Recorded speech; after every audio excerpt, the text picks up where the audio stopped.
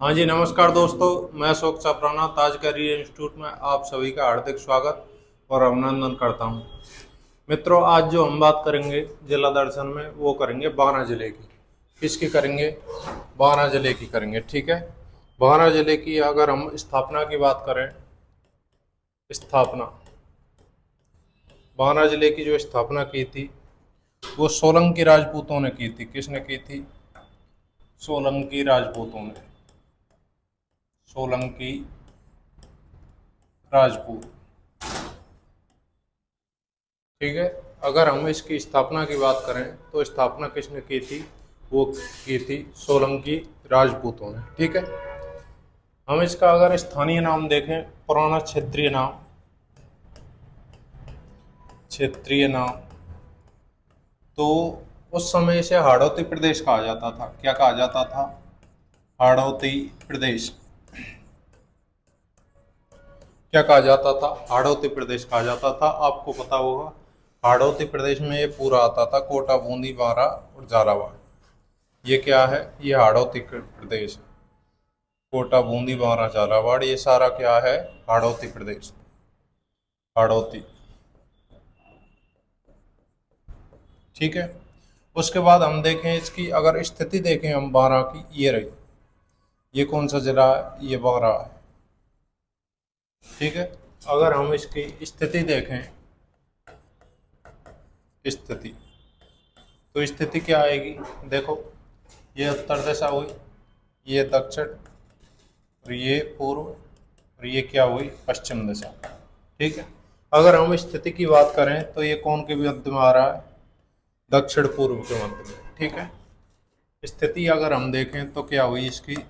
दक्षिणी पूर्वी राजस्थान। स्थिति हम अगर राजस्थान में 12 जिले की स्थिति देखते हैं तो क्या है इसकी? दक्षिणी पूर्वी राजस्थान है इसकी स्थिति, ठीक है। उसके बाद बात करते हैं हम यहाँ इसकी अंतर्राष्ट्रीय सीमा की बात करें तो सीमा लगाता है अंतर्राज्यीय सीमा। कैसी सीमा लगाता है? अंतर्राज्यीय सीमा। और अंतर्राज्यीय सीमा किसके साथ लगाता है? वो लगाता है मध्य प्रदेश के साथ। किसके साथ? मध्य प्रदेश के साथ। देखो यहाँ लगी हुई है, यहाँ किसकी सीमा लगी हुई है? ये एमपी से, ठीक है। मध्य प्रदेश के साथ स्थानीय सीमा लगाता है मध्य प्रदेश के साथ। उसके बाद देखें इसे, अगर हम इसके उपनाम देखें, उपनाम, उपनाम है वराय नगरी। वराय नगरी, एक तो इसका उपनाम क्या है? वराय नगरी है। एक इसका जो उपनाम है वो है मसालों की नगरी। मसालों की नगरी। अगर हम इसके स्थानीय उपनामों की बात करें तो एक तो वराय नगरी आता है और एक क्या आता है? मसालों की नगरी। उसके बाद बात करें हम यहाँ की, जो ये जिला बना था, क्या बना था? जिला बना था 12। तो ये कब बना था? देखो, ये बना था 10 अप्रैल 1991। जिला कब बना था? 10 अप्रैल 1991, ठीक है। और कौन सा जिला बना था इस दिन? ये 28वां जिला बना था 10 अप्रैल 1991 को। इस समय जो सीएम थे वो कौन थे? भैरों सिंह शेखावत। भैरों सिंह शेखावत, ठीक है। उस समय इसी दिन अन्य 2 जिले बने थे, एक बना था दौसा और एक बना था राजसमंद, ठीक है। बारा, दौसा और राजसमंद, अगर इन तीनों जिलों की हम बात करें तो ये तीनों जिले एक साथ बने हुए हैं 10 अप्रैल 1991 को। ये 28वां, ये 29वां और ये कितना? 30वां, ठीक है। इस समय मुख्यमंत्री कौन था? भैरव सिंह शेखावत मुख्यमंत्री थे। ये बात आपको नोट करके रखनी है। नेक्स्ट बात करें हम इसकी, अगर हम इसे भौतिक प्रदेश में देखें, कौन से भौतिक प्रदेश में आता है? भौतिक प्रदेश, ठीक है। भौतिक प्रदेश में अगर हम इसको देखें तो ये आता है दक्षिणी पूर्वी पठार। दक्षिणी पूर्वी पठार। भौतिक प्रदेश की दृष्टि से अगर हम देखें 12 को तो ये कहाँ आता है? ये आता है दक्षिणी पूर्वी पठार में। ठीक है साहब, सीमा हो गई। उसके बाद देखेंगे जलवायु। जलवायु कैसी है यहाँ की? अति आर्द्र जलवायु, अति आर्द्र। ठीक है, कोपेन के अनुसार अगर हम देखें इसकी जलवायु को, कोपेन के अनुसार तो वो आएगी AW। कोपेन के अनुसार जलवायु क्या है? AW है। वैसे कौन सी है? अति आर्द्र जलवायु। भौतिक प्रदेश कौन सा? दक्षिण पूर्वी पठार। ठीक है साहब, नेक्स्ट बात करते हैं हम यहाँ पर, वो करेंगे यहाँ पर वनस्पति कैसी है? वनस्पति है सागवान वनस्पति, सागवान वनस्पति। ठीक है, मिट्टी कैसी है? काली मिट्टी है, मिट्टी काली। और जो सर्वाधिक फसल होती है वो होती है, सर्वाधिक फसल किसकी होती है? मसालों की। ठीक है, यहाँ का शुभंकर क्या है? शुभंकर वो है मगर, सॉरी क्या है? मगर। ठीक है, शुभंकर क्या है यहाँ का? मगरमच्छ क्या है? सुगरमच्छ, शुभंकर है। नेक्स्ट बात करते हैं हम यहाँ पर लिंगानुपात देखते हैं। लिंगानुपात वो है 9 से 29। लिंगानुपात कितना है? 9 से 29। और जनसंख्या घनत्व देखें तो वो है 1 से 75। ये हुई यहाँ के सामान्य जानकारी। लिंगानुपात हुआ 9 से 29 और जनसंख्या घनत्व कितना हुआ? 1 से 75। ठीक है सर, नेक्स्ट बात हम यहाँ पर नदियों की करेंगे। प्रमुख नदियाँ, नदियों में आएगी पार्वती नदी। कौन सी? पार्वती नदी। ठीक है, इसका उद्गम देखते हैं। पार्वती नदी का उद्गम सीहोर प्रदेश, सीहोर पर्वत, सीहोर पर्वत। और ये कहाँ पड़ता है? मध्य प्रदेश, MP में पड़ता है। इस पार्वती नदी का जो उद्गम होता है वो कहाँ से होता है? सीहोर पर्वत, मध्य प्रदेश। लेकिन ये राजस्थान में जो प्रवेश करती है, राजस्थान में प्रवेश, और राजस्थान में जो प्रवेश करेगी वो करेगी करियाहट से, करियाहट बांरा से। ठीक है, राजस्थान में जो एंट्री लेगी ये वो कहाँ से लेगी? करियाहट बांरा से। उसके बाद क्या है? ये कोटा और बांरा के मध्य प्राकृतिक सीमा बनाती है। कोटा व बांरा के मध्य प्राकृतिक सीमा बनाती है, सीमा बनाती है। कोटा व बांरा के मध्य क्या बनाती है? प्राकृतिक सीमा बनाती है। करियाहट बांरा से एंट्री लेती है। ठीक है,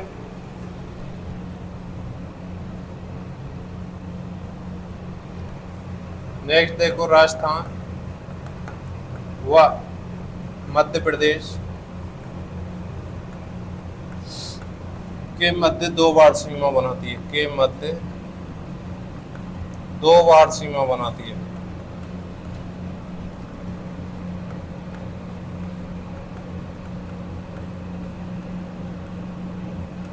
एक तो कोटा और बांरा के मध्य प्राकृतिक सीमा बनाती है, और राजस्थान और मध्य प्रदेश के बाद 2 बार सीमा बनाती है। ठीक है सर, उसके बाद ये पालिया गांव आता है, पालिया गांव कोटा। ठीक है, पालिया गांव कोटा में आकर ये चंबल में विलुप्त हो जाती है। कहाँ हो जाती है? चंबल में विलुप्त हो जाती है। पार्वती नदी है जो कहाँ आकर, पालिया गांव कोटा में आकर किस में मिल जाती है? चंबल में विलुप्त हो जाती है। इस पर परियोजना बनी हुई है, परियोजना रेतड़ी अंधेरी लियासी। ये क्या है? ये इस नदी पर बनी हुई प्रमुख परियोजना रेतड़ी, अंधेरी और लियासी। कौन सी नदी पर? पार्वती नदी पर बनी हुई प्रमुख परियोजना। ठीक है सर। नेक्स्ट बात करते हैं हम, यहाँ परवन नदी आती है, परवन नदी, ठीक है। उद्गम देखें इसका, उद्गम कहाँ से होता है, मालवा के पठार से उद्गम होता है इसका, मालवा का पठार, ये भी कहाँ पर है, मध्य प्रदेश में, ठीक है। मालवा के पठार से क्या होता है, इसका उद्गम होता है। लेकिन ये जो राजस्थान में प्रवेश लेती है, राजस्थान में प्रवेश वो लेती है खरीबोर नामक गांव से, खरीबोर, खरीबोर, और ये खरीबोर गांव कहाँ पड़ता है, झालावाड़ में, ठीक है। मालवा एमपी, मालवा का पठार मध्य प्रदेश से इसका उद्गम होता है, और राजस्थान में जो एंट्री लेती है वो कहाँ से लेती है, खरीबोर झालावाड़ से। कहाँ से लेती है, खरीबोर झालावाड़ से, ठीक है साहब। इसका जो प्रवाह क्षेत्र देखें हम, प्रवाह क्षेत्र तो वो है झालावाड़ और बांरा, झालावाड़ और बांरा, ठीक है, झालावाड़ और बांरा है।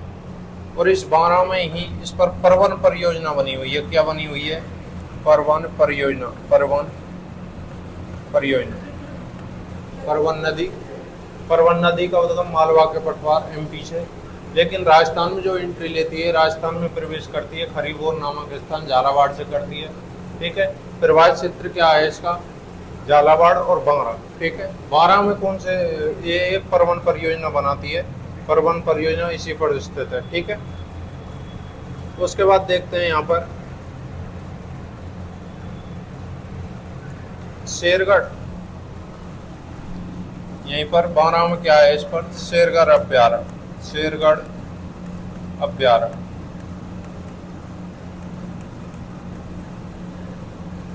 शेरगढ़ अभ्यारण्य, ठीक है। तो ये शेरगढ़ अभ्यारण्य है, इसमें क्या करती है, जलापूर्ति करती है। शेरगढ़ अभ्यारण्य में क्या करती है, ये जलापूर्ति करती है, जलापूर्ति।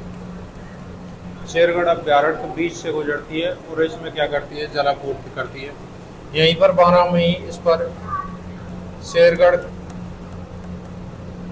किला स्थित है, ठीक है। अगर क्वेश्चन आता है शेरगढ़ किला किस नदी के किनारे स्थित है, तो परवन नदी के किनारे स्थित है।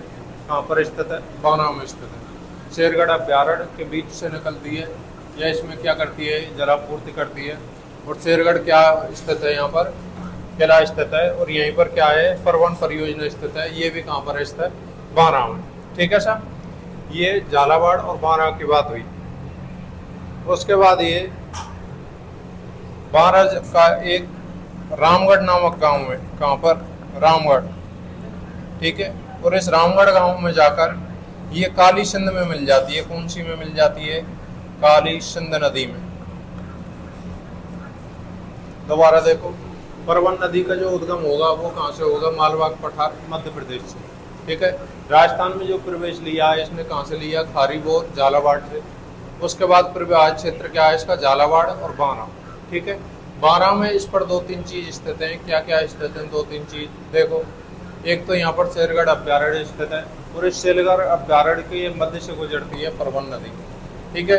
दूसरी शेरगढ़ का किला स्थित है यहीं पर, ठीक है।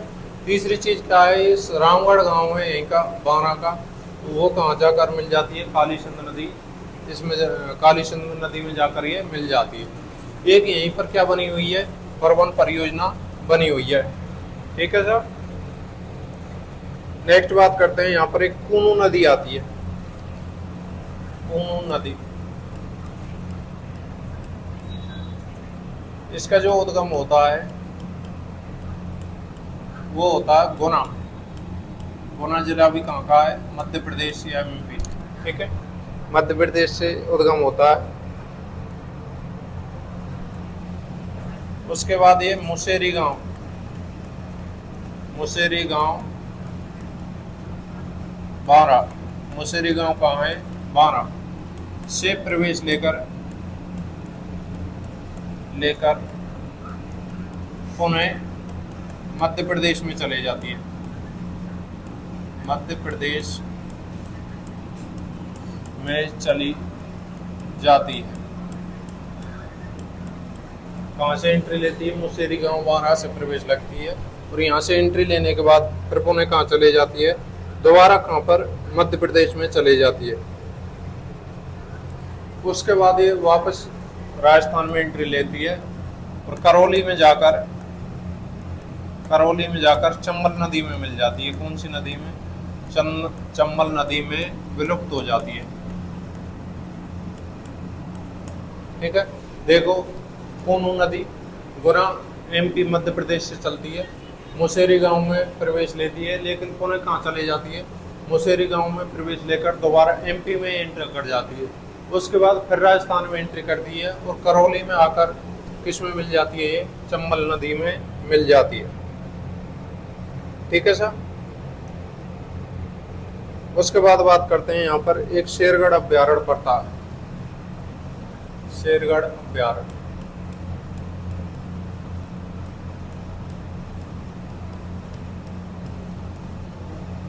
शेरगढ़ अभ्यारण्य कहाँ पर है? ये बारां में।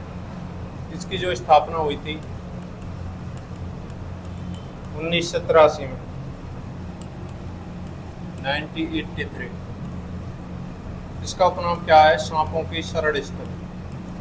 सांपों की शरण स्थल। ठीक है, उपनाम क्या है? सांपों की शरण स्थली।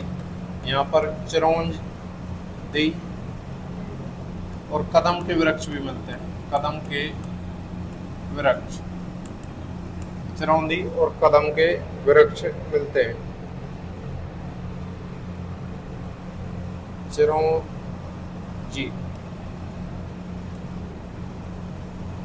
चिरौंजी और कदम के वृक्ष मिलते हैं। ठीक है, स्थापना कब हुई थी? 1983 में। सांपों की शरण स्थली कहा जाता है इसे। ठीक है सर। उसके बाद यहाँ पर रामगढ़ की पहाड़ियां हैं। क्या है? रामगढ़ की पहाड़ियां।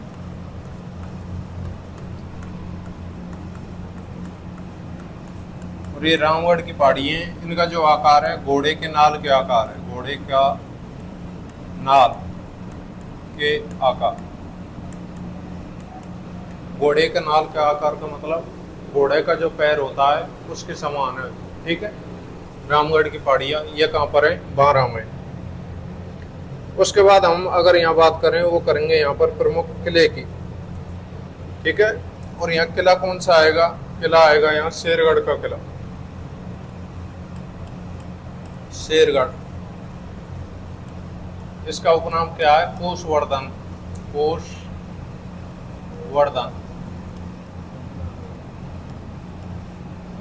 ठीक है, कोषवर्धन जल +1 दुर्ग। ठीक है, जल +1 दुर्ग। तो कौन सी नदी के किनारे? अभी पढ़ाया था हमने, परवन नदी के किनारे। परवन नदी के किनारे जल +1 दुर्ग। कौन सी नदी के किनारे है? परवन नदी के किनारे। ठीक है सर। इसका जो प्रवेश द्वार है, प्रवेश द्वार वो क्या है? बरखेड़ी दरवाजा। बरखेड़ी दरवाजा प्रवेश द्वार क्या कहलाता है? इसका बरखेड़ी दरवाजा कहलाता है। ठीक है, एक यहाँ पर जालाओं की हवेली है। जालाओं की हवेली, और ये जावलाओं की हवेली है। इसका जो निर्माता है वो है जालिम सिंह जाला। जालिम सिंह जाला। शेरगढ़ अभ्यारण्य, इसे कोषवर्धनगढ़ कहा जाता है। ये बात आपको ध्यान रखनी है क्योंकि पिछली बार ये सेकंड ग्रेड में सीधा क्वेश्चन पूछा गया है। कोषवर्धनगढ़ किस किले को कहा जाता है? शेरगढ़। शेरगढ़ कहाँ का है? शेरगढ़ है बारां। बारां के शेरगढ़ को कोषवर्धनगढ़ कहा गया है, जबकि एक शेरगढ़ धौलपुर में भी मिलेगा। ठीक है, वहाँ पर मुँह का तोप रखी हुई है। आपको ध्यान रखना, शेरगढ़ जो अभ्यारण्य, शेरगढ़ जो कोषवर्धन जो कहा गया है, शेरगढ़ अभ्यारण्य बानाके को कहा गया है। ठीक है, ये जल प्लस वन दुर्ग है और परवन नदी के किनारे। कौन सी नदी के किनारे? परवन नदी के किनारे। इसका जो प्रवेश द्वार है वो क्या कहलाता है? बरखेड़ी दरवाजा कहलाता है। और यहाँ पर क्या बनी हुई है? झालाओं की हवेली बनी हुई है। इसका निर्माता कौन है? निर्माता है इसका जालिम सिंह झाला। ठीक है, उसके बाद यहाँ पर अमीर खां महल है। क्या बना हुआ है? अमीर खां महल। अमीर खां महल, अमीर खां महल यहाँ पर क्यों बना हुआ है? अमीर खां पिंडारी था जो उसने अंग्रेजों से बचने के लिए यहाँ पर क्या ली थी? शरण ली थी। ठीक है, उसी समय यहाँ क्या बनाया गया था? अमीर खां महल। इस बात को भी नोट कर लो। अमीर खां पिंडारी ने, अमीर खां पिंडारी ने अंग्रेजों से बचने के लिए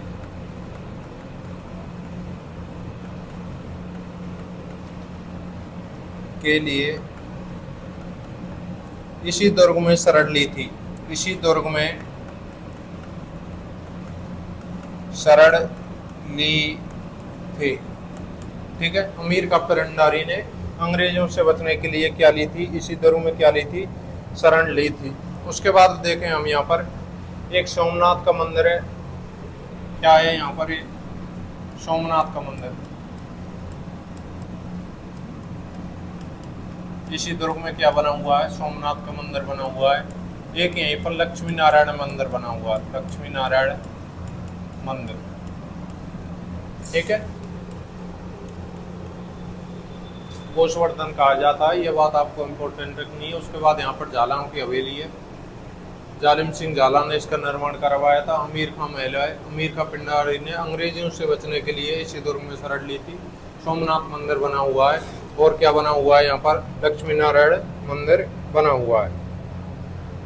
ठीक है सर, एक आता है यहाँ पर नेक्स्ट किला आता है, वो आता है साहेबाद का किला।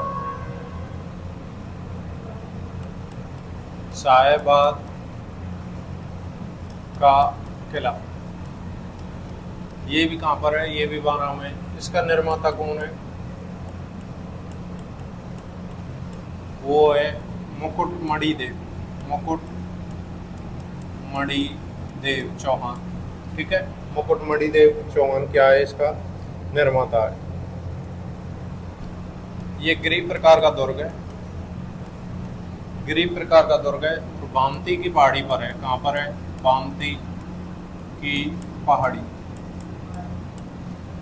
बामती की पहाड़ी पर गिरिह प्रकार का दुर्ग बना हुआ है। इसमें 18 तोप है। कितनी तोप रखी हुई है? 18 तोप रखी हुई है। लेकिन उनमें जो सबसे बड़ी तोप है वो है नवलखा दुर्ग। नवलखा सबसे बड़ी तोप, सबसे बड़ी तोप वो है नवलखा। कौन सी है? नवलखा तोप। 18 तोप रखी हुई है इसमें, और 18 तोपों में जो सबसे बड़ी तोप रहा है उसका नाम क्या है? उसका नाम है नवलखा तोप। ठीक है, नेक्स्ट देखते हैं हम यहाँ पर सावन भादो बादल महल बना हुआ है। एक तो यहाँ पर बादल महल, एक यहाँ पर सावन भादो महल बना हुआ है। सावन भादो महल, बादल महल बना हुआ है। सावन भादो महल बना हुआ है। एक कुंडा खो झरना है। कुंडा खो झरना,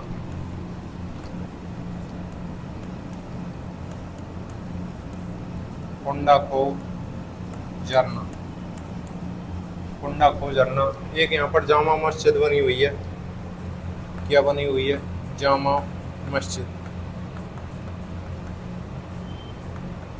ठीक है, और इस जामा मस्जिद का जो निर्माता था वो था औरंगजेब का सेनापति मकबूल। जामा मस्जिद का जो निर्माता था वो कौन था? औरंगजेब का सेनापति मकबूल। ठीक है, सावन भादो महल, बादल महल, कुंडा खो गिरिह प्रकार का दुर्ग है और बामती की पहाड़ियों पर स्थित है। नेक्स्ट बात करें हम, वो करेंगे यहाँ पर प्रमुख मंदिरों की। प्रमुख मंदिर। तो मंदिरों में सबसे पहले आएगा यहाँ पर प्यारे राम जी का मंदिर। प्यारे राम जी का मंदिर, ठीक है। प्यारे राम जी का मंदिर ये रामानंद संप्रदाय से संबंधित है। रामानंद संप्रदाय, ये जो प्यारे राम जी का मंदिर है ये किससे संबंधित है? ये रामानंद संप्रदाय से। एक यहीं पर तेली का मंदिर है, तेली का मंदिर, ठीक है। और ये तेली का मंदिर है जो विष्णु भगवान को समर्पित है। किसको? विष्णु भगवान को समर्पित। एक तो यहाँ पर तेली का मंदिर था, वो किसको समर्पित था? रामानंद संप्रदाय को। एक यहाँ पर तेली का मंदिर बना हुआ है, ठीक है सर। नेक्स्ट देखो यहाँ पर वो है भिंडदेवरा, भिंडदेवरा मंदिर,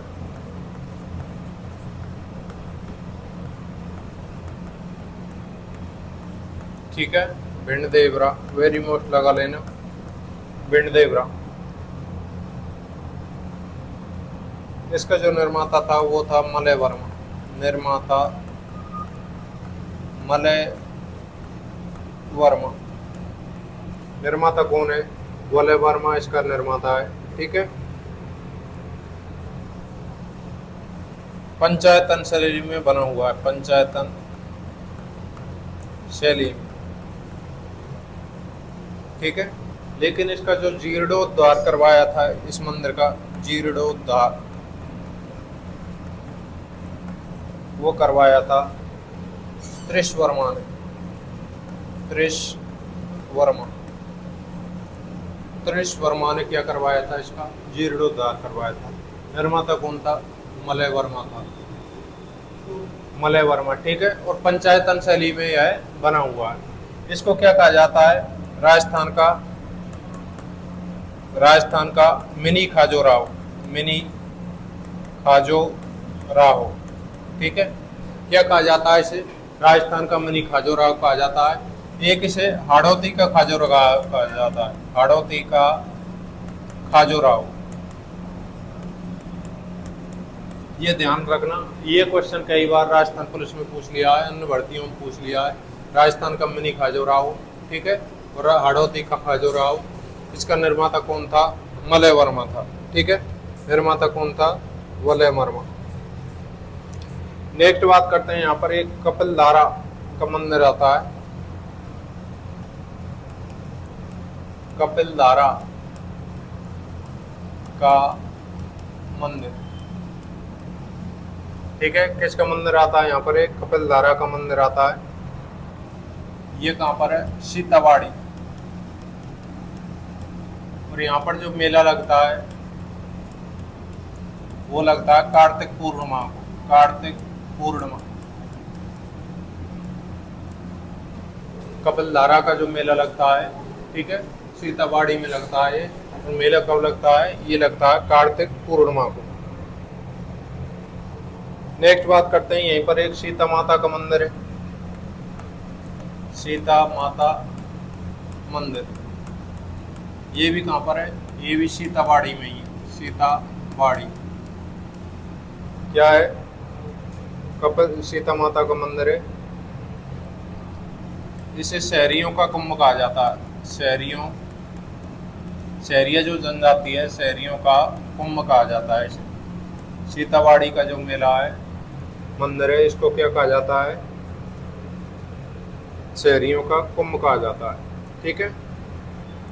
एक यहाँ पर देखते हैं, वो आता है गड़गच्छ देवालय मंदिर, गड़गच्छ देवालय। ये कहाँ का है? अटरू गांव।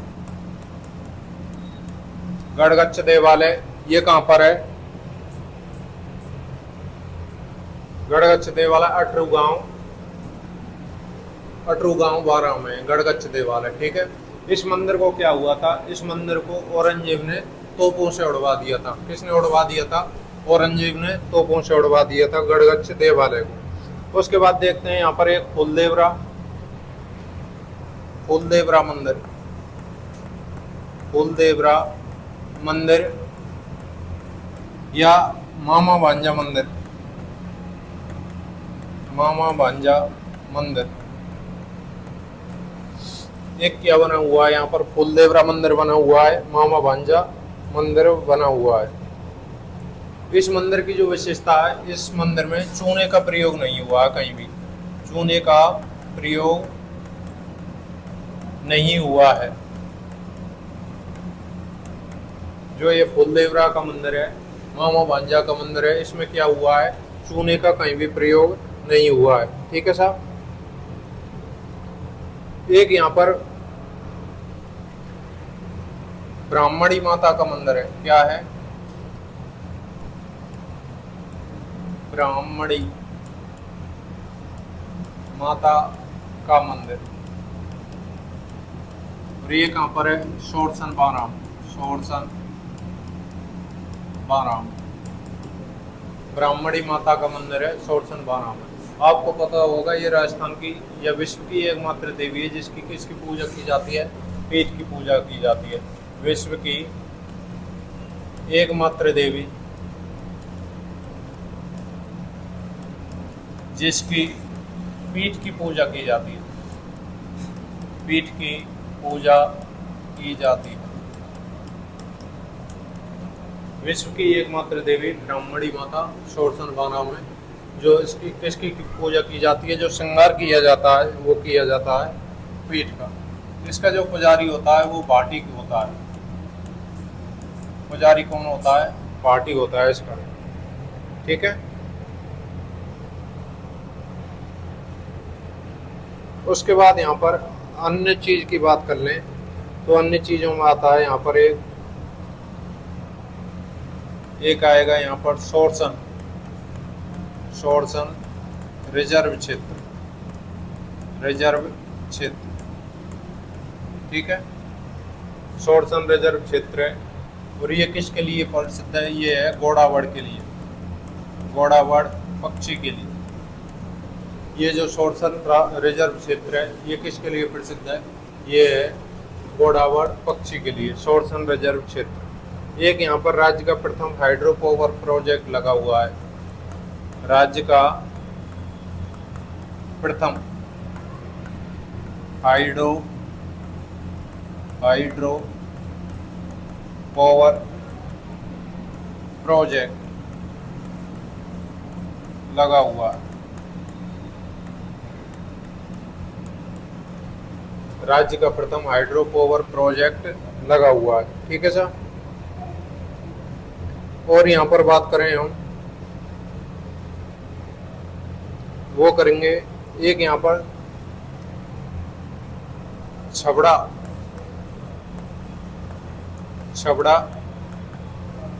क्रिटिकल पावर परियोजना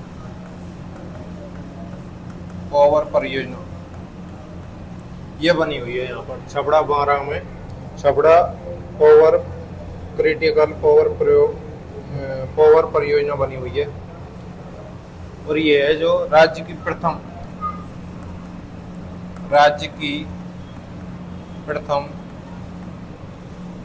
क्रिटिकल पावर प्रोजेक्ट परियोजना है। राज्य की प्रथम क्रिटिकल प्रोजेक्ट परियोजना है छबड़ा क्रिटिकल प्रोजेक्ट परियोजना। उसके बाद देखें यहाँ पर एक अंता परियोजना बनी हुई है, अंता परियोजना। और ये जो अंता परियोजना है ये राज्य की प्रथम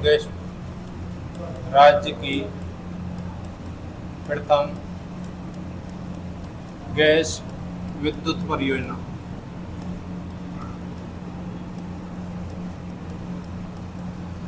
राज्य की प्रथम गैस विद्युत परियोजना है, ये कहाँ है, अंता परियोजना बारां। ठीक है। एक यहाँ पर कवई परियोजना बनी हुई है, क्या बनी हुई है, कवई परियोजना, एक क्या बनी हुई है यहाँ पर, कवई परियोजना बनी हुई है। ठीक है सर।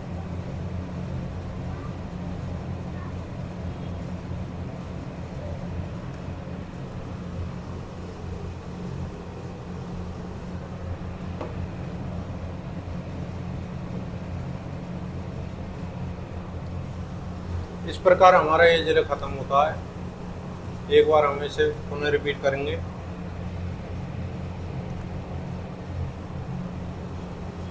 देखो, आज जो हमने बात की थी वो की थी 12 जिले की। ठीक है, किसकी की थी? 12 जिले की। और जो ये 12 जिला आता है ये रहा। ठीक है, ठीक है। अगर ये अंतर्राज्यीय जो सीमा बनाएगा वो किसके साथ बना रहा है? वो बना रहा है मध्य प्रदेश के साथ, एमपी के साथ। ठीक है, कैसी सीमा बना रहा है? अंतर्राज्यीय सीमा बना रहा है। उसके बाद अगर हम इसकी स्थिति देखें, स्थिति ऊपर उत्तर, नीचे दक्षिण, इधर पूर्व और ये पश्चिम। ठीक है, तो ये किस किस के बीच में आ रहा है? ये आ रहा है पश्चिम और दक्षिण के बीच में, पूर्व और दक्षिण के बीच में। ठीक है, तो इसकी जो स्थिति है वो क्या हुई? दक्षिण पूर्व। ठीक है, पूर्व दक्षिण या दक्षिण पूर्व। इसकी जो स्थापना की थी वो किसने की थी? सोलंकी राजपूत ने की थी। इसका क्षेत्रीय नाम क्या है? मतलब पूरे का कोटा बूंदी बारा झालावाड़ का जो क्षेत्रीय नाम था वो क्या था? हाड़ौती प्रदेश था। ठीक है, स्थिति हम देखें तो वो क्या है? दक्षिण पूर्वी। अंतर्राज्यीय सीमा मध्य प्रदेश के साथ लगती है। इसको वराय नगरी कहा जाता है या मसालों की नगरी कहा जाता है। ये 12 जो जिला बना था वो जिला बना था 10 अप्रैल 1991 को। इस समय जो मुख्यमंत्री थे वो कौन थे? भैरव सिंह शेखावत। ठीक है, भैरव सिंह शेखावत।